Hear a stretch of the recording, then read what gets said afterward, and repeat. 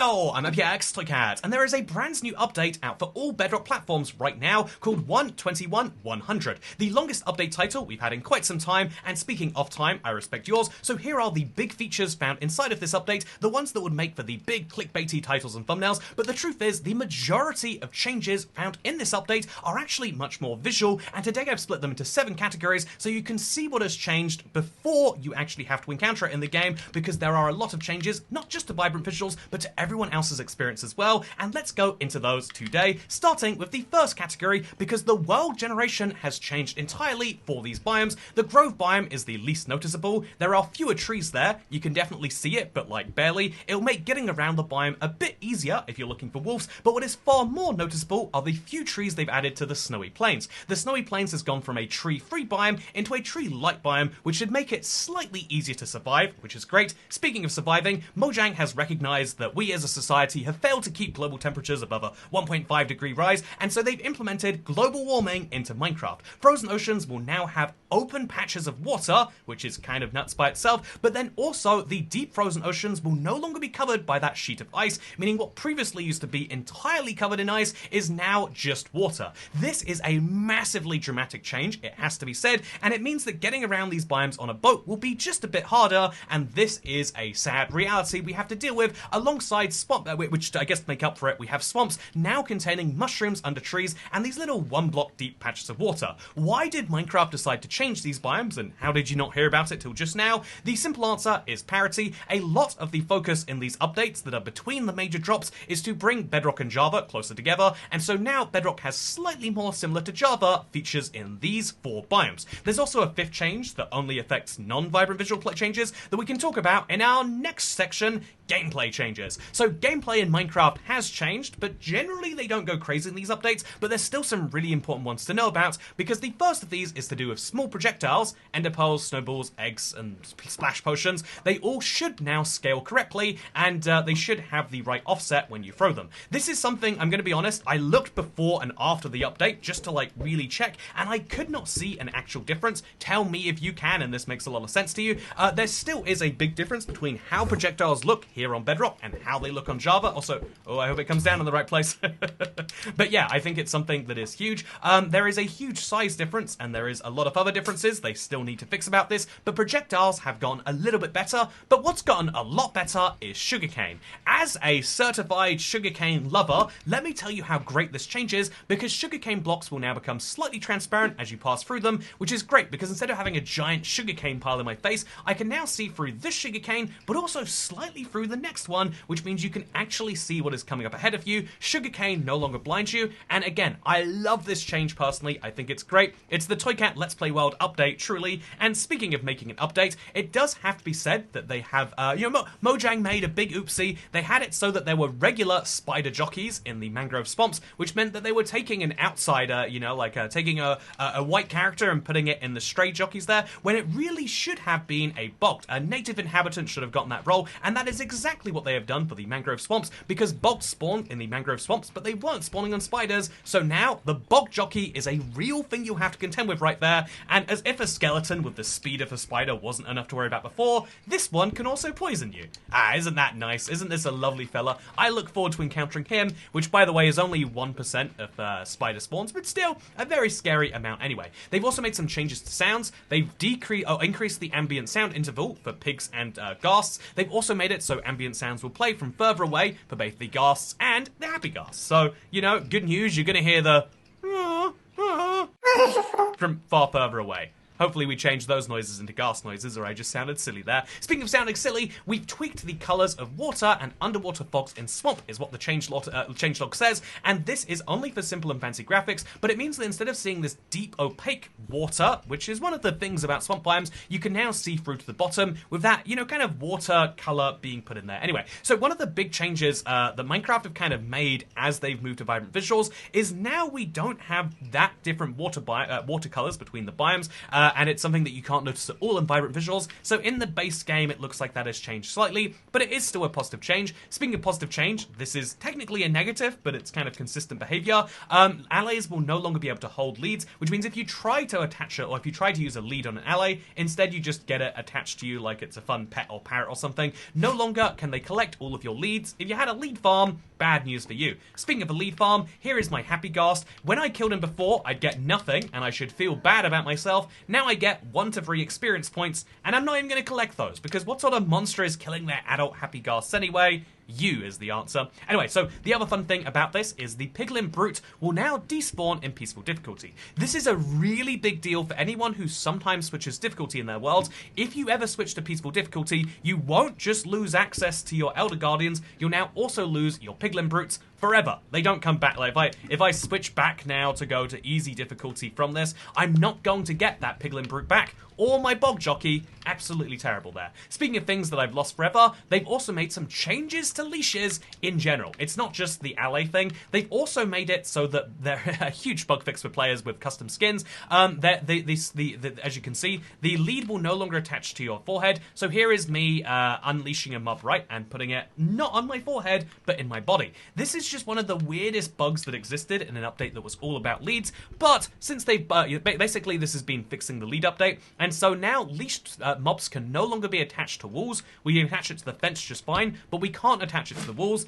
This is parity of the Mojang variety, where to make Bedrock and Java similar, when there's a feature available on one, not the other, if it's a Bedrock feature, they simply remove the feature, and now they can say, Bedrock and Java are exactly the same. Isn't that nice? Also, leash mobs can now be pulled into vehicles, as well as out of vehicles, by the way. So let me show you a good example of that. Here is a angry wolf. I'm no longer going to be able to tame him, but what happens if I let this angry wolf loose and try to tame him? Oh, he just got unangry. And if I try to... oh no, he's angry again. What do you think happens if I try to leash this wolf so he doesn't attack my sheep here? Make your guesses right now, because what actually happens is this. I can't tame him, but he tries to attack the sheep, gets into the boat with the sheep, and then apparently isn't close enough to actually do anything about it, which I just think is funny. But yeah, if I want to now get the sheep out of this bad situation, I can pull the sheep out of the boat. And look at that! I now have a sheep that I can do things with, I guess. I'm going to tie the sheep over to there instead, though, and I'm going to move on to the fourth section. They have made some changes to the UI, and I think most of these are positive, but some of them are just weird. So the first one is that the graphics mode option is at the top of video settings. This is great news, because if you have vibrant visuals and you want to turn it off, or you don't have vibrant visuals and you want to turn it on, it's probably the most common graphics option. So now they've put it at the very top there, so you can play around with your render distance and stuff too. They also have made it so there is increased spacing between the tabs on the settings screen. This feels weird to me. I mean, like, again, look at these spaces. Do you think that they should be there? In my opinion, it feels just a bit wrong, but maybe it's just me. And finally, they've revamped the audio settings with Or UI. So here is what it used to look like. I have some video of it, just in case you don't like my picture. But then here is also the new screen, and again, in case you don't like the picture, here is my video of me going into audio, and here you can see it's the new UI. So there's a give feedback button, which opens in a web browser. In my secrets of Minecraft video, I mentioned how strange this was. But yeah, the give feedback button will open up Minecraft in your browser to give them feedback about it. And yeah, you can now change things individually. You could do it before, it's just now it looks more like the rest of the UI rather than the old UI. Minecraft is slowly changing everything about their user interface, but when I say slowly, I mean this is a 5-year process that we're maybe halfway complete with, so by 2030, by 1.26.700, we can maybe expect to see some of that.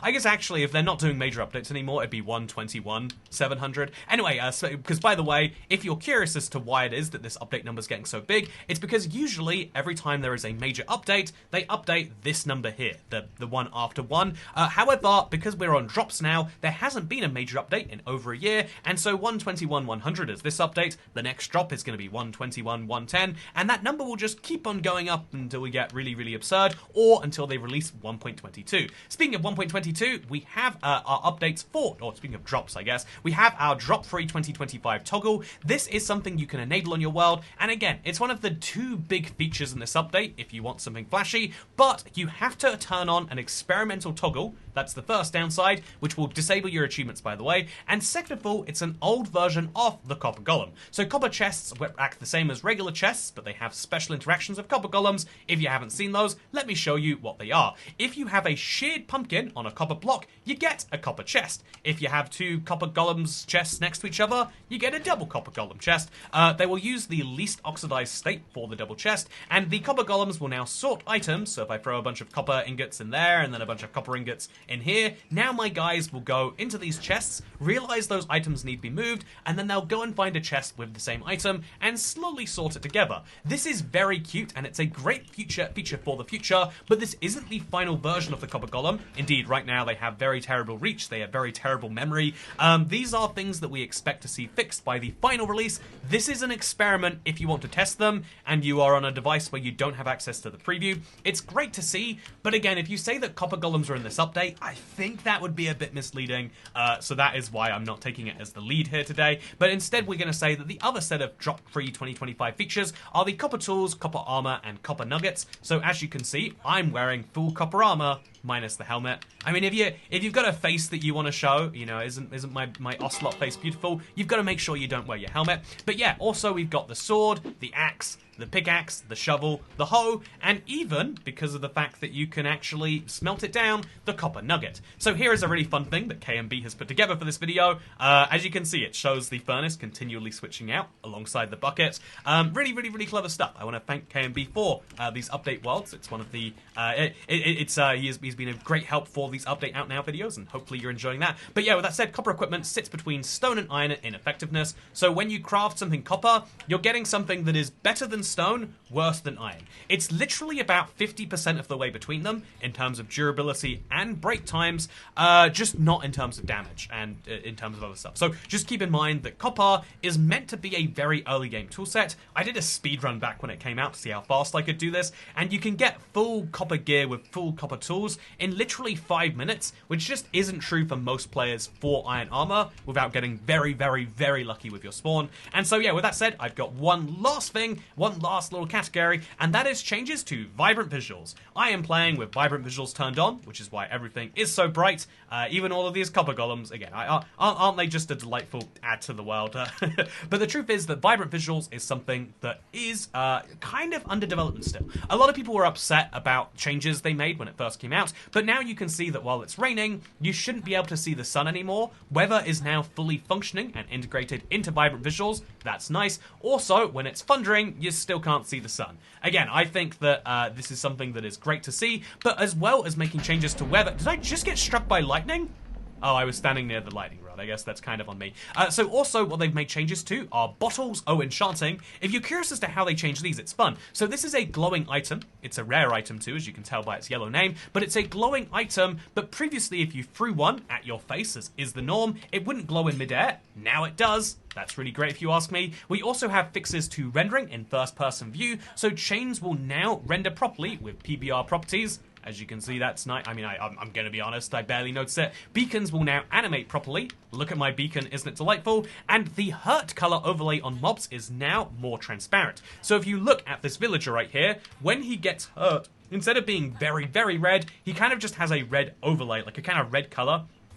It's like he got really sunburnt in Ibiza for a brief second. But this, you know, my willing villager participant is here being hurt continuously to show you that, yeah, it actually is a much more reasonable color now. It doesn't look so ridiculous, and it is one of the nice little tweaks they've made to vibrant visuals. This isn't as many changes as I was expecting, if I'm being honest. Vibrant visuals is an ongoing project, especially for the Java version of the game, but what we can expect to see is that over the next few updates, and maybe indeed over the next year, 2, 3, 4, that they make even more changes, perhaps to make it look better, but mostly to kind of fix some of the roughness around the edges that some people have experienced. But yeah, that represents the end of the major features found inside of this brand new update or bug fix, or whatever you want to call it. It's an update in that you had to update your game 1.21.100, and if you didn't notice by now, by the way, the entire world was actually made on one of these void flat presets. It's a 32 by 32 world, where if I look over the edge, you know, just for fun here, you'll actually notice there's nothing else in this world altogether. This is a fun survival challenge you can technically survive on, and speaking of fun challenges, if you've watched this far, I would recommend that you consider checking out Toycat's Toolkit. We do in fact have an update that is coming out right now, and it's going to be available to anyone who purchases it, including fun things like hammocks, the ability to sleep through the day, including a brand new copper shield, and including all of the existing fun changes, such as end scry armor, such as the ability to have 3x3 tools, and even my absolute favorite tool of the batch, who doesn't love the ability to effectively glide. Mojang added it in so many April Fools, it's such a good tool, but we have it in Toycat's Toolkit, and it's available right now at its new lower price of 660 Minecoins. One more time, that's Toycat's Toolkit, available on the marketplace right now for 660 Minecoins, with all future updates included. Not that you need an update for things like the Spinneret, but speaking of future updates, did you know 1.21.100 is not going to be the final one? Indeed, Minecraft is releasing another update, perhaps as soon as a month from now. 1.21.110 and 1.21.120 are going to make up the rest of the copper drop, and they're going to bring it into the base game. And if you want to learn about the changes that are coming in that, well, that's what we'll be covering in the beta preview videos, and again later in these update out videos. I've had many people tell me they're their favorite videos to watch on the channel, their favorite source of Minecraft Bedrock news, and I hope that that's something you find true for you, because I've been doing update videos for Minecraft console literally for 13 years at this point, and yeah, as I turn 30, as I become an old man making these videos, I do have to say that I hope that you've been enjoying them and learning about Minecraft stuff as much as I have, because for now, I've been IBX Toycat, and I'll see you in the next one. Goodbye.